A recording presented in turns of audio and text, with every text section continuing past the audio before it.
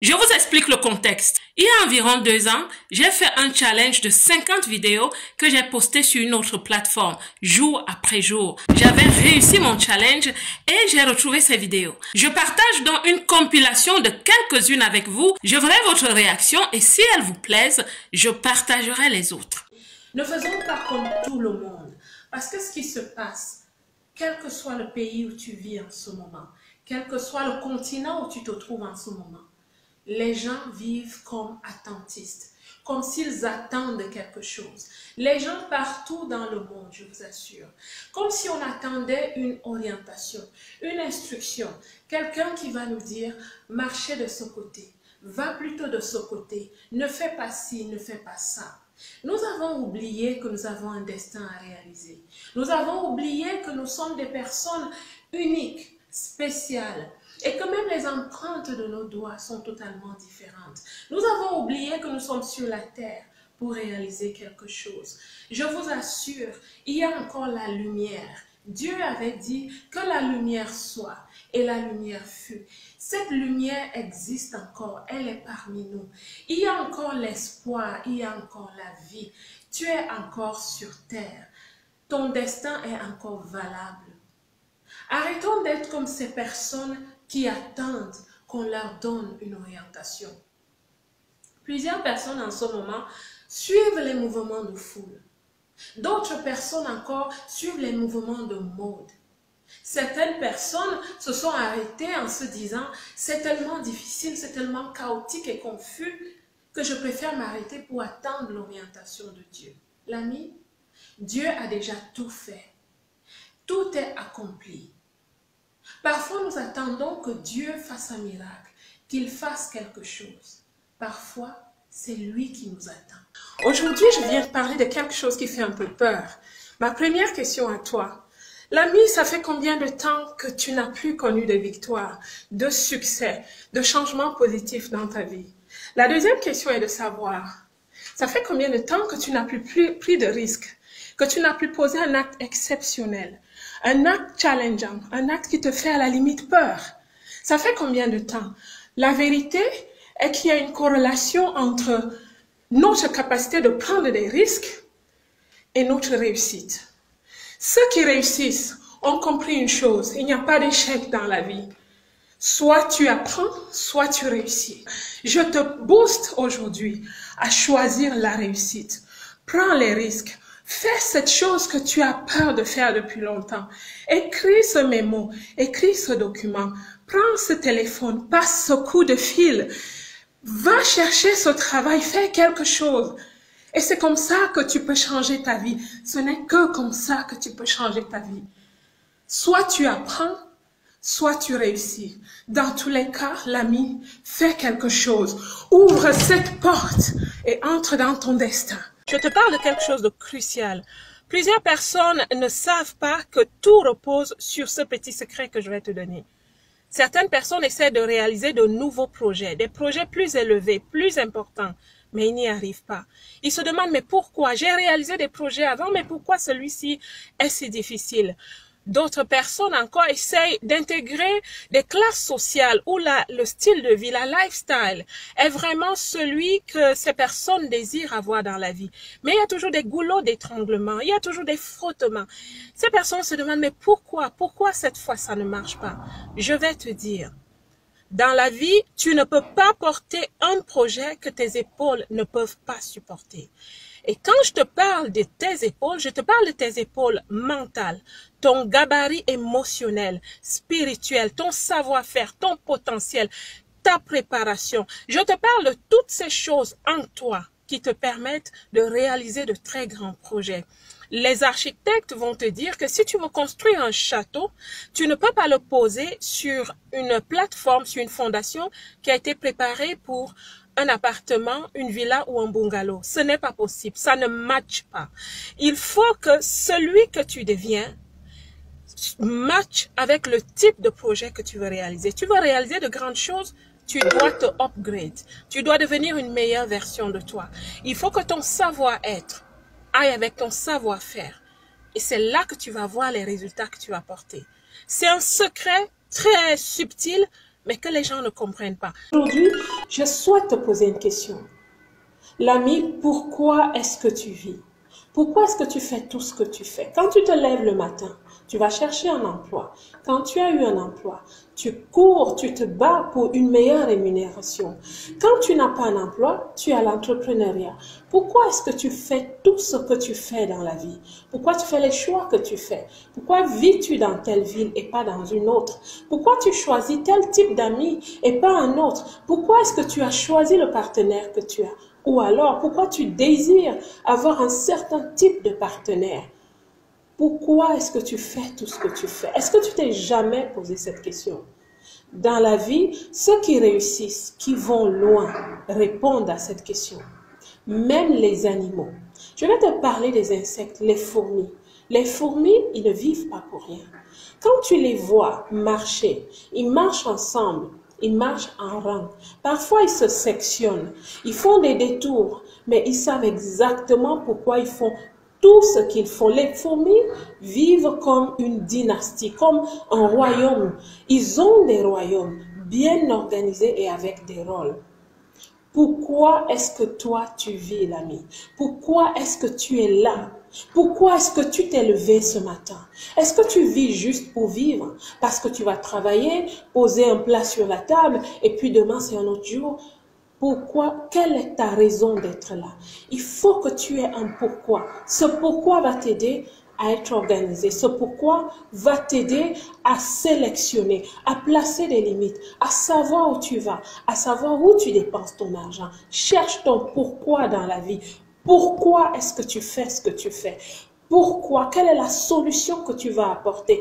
Quelle est la joie que tu veux te créer pour toi-même? Ne vis plus au jour le jour. C'est quoi ton pourquoi? Nous combattons dans la victoire, l'ami. Mets-toi ça en tête. Tu ne combats pas dans la peur. Tu ne combats pas dans l'hésitation. Tu combats sachant que ça va bien se passer. Même si tu ne sais pas comment, tu mets du tien, tu retrousses tes manches, mais tu sais que ça va bien se passer. Écoute, l'ami, je souhaite aussi te dire aujourd'hui que Dieu parle. Dieu te parle d'une façon ou d'une autre. Il te parle avec sa parole, par la voix de ses serviteurs, par la voix des circonstances, des gens autour de toi, ta famille, tes amis. Dieu te parle. Mais voici aussi comment il te parle. Dieu te parle par des choses subtiles, parfois des choses qui font mal.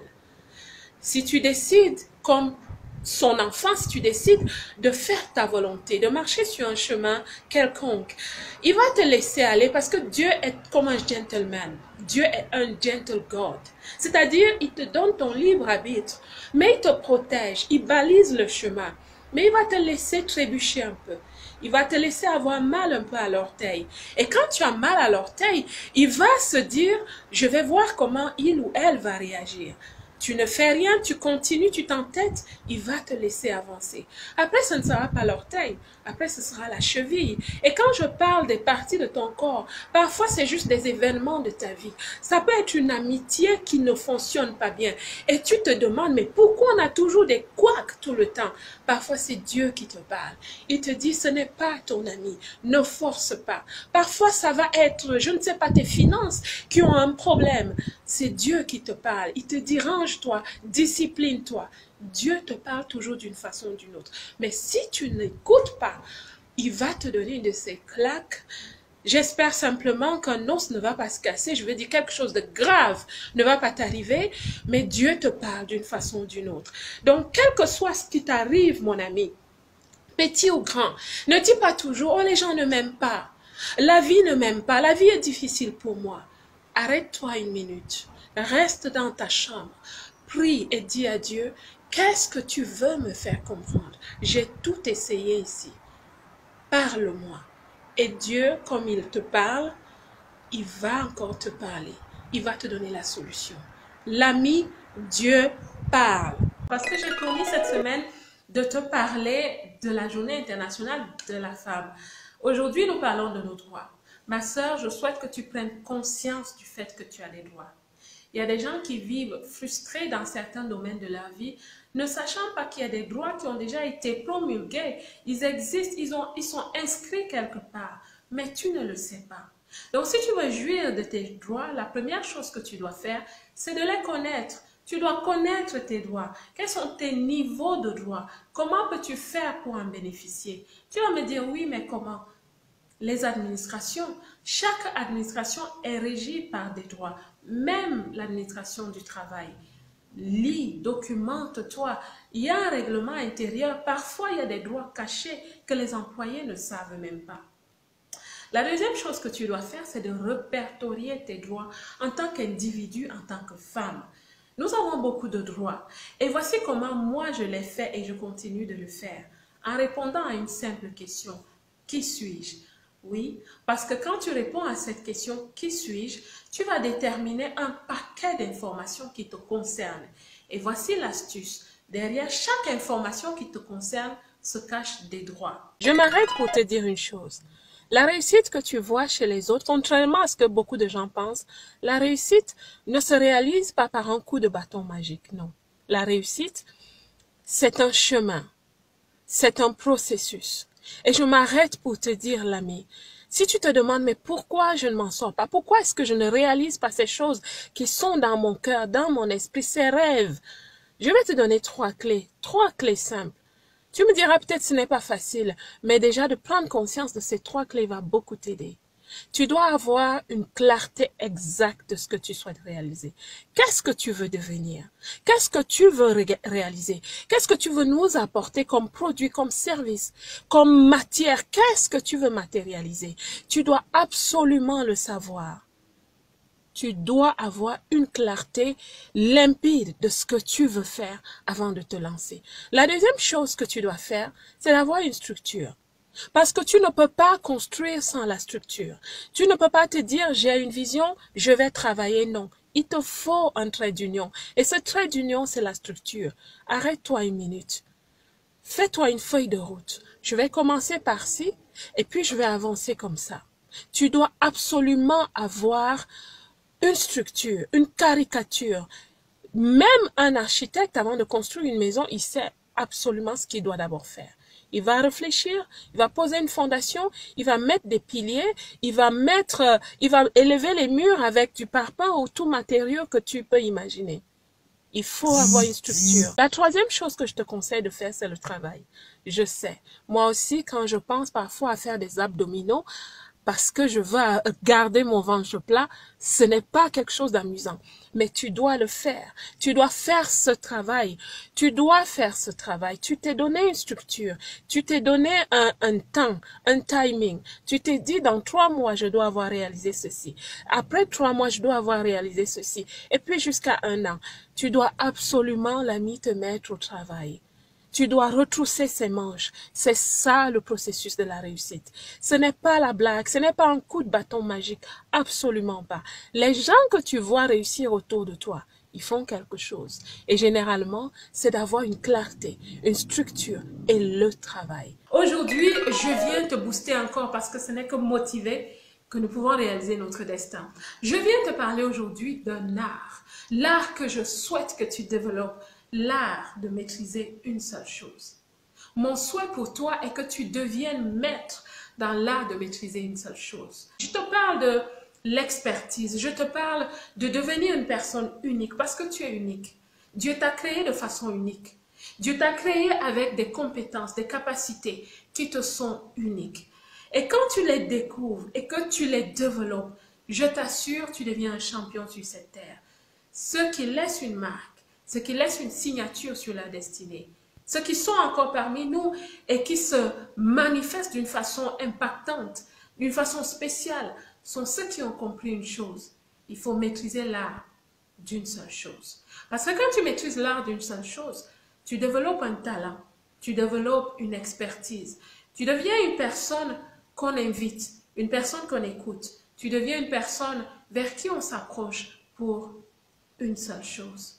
Je te conseille vraiment de développer et de passer maître dans l'art d'une seule chose. Quand on allait à l'école, qu'est-ce qui se passait? On allait pour une spécialisation. Certains étaient littéraires, d'autres étaient scientifiques, certains encore étaient économistes. Même aujourd'hui, on va voir les politiciens maîtrisent l'art d'une seule chose. Les footballeurs, on les connaît pour une seule chose. Les musiciens, les stars qu'on regarde aujourd'hui, on les connaît pour une seule chose. Vous ne les voyez pas partout. Non, les gens laissent une signature parce qu'ils maîtrisent une seule chose. Oprah Winfrey, elle a maîtrisé une seule chose. KFC a maîtrisé une seule chose. L'ami, le secret de la réussite, ce n'est pas d'être un peu tout le monde et être un peu partout. Le secret de la réussite, pas celle qui étoffe les conversations, mais celle qui réussit une destinée, c'est quand tu maîtrises une seule chose. C'est ta spécialité, c'est ton expertise.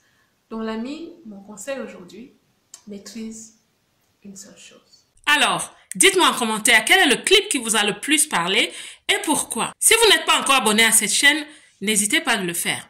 La belle diaspora, que Dieu vous bénisse. Comme d'habitude, moi, je vous aime.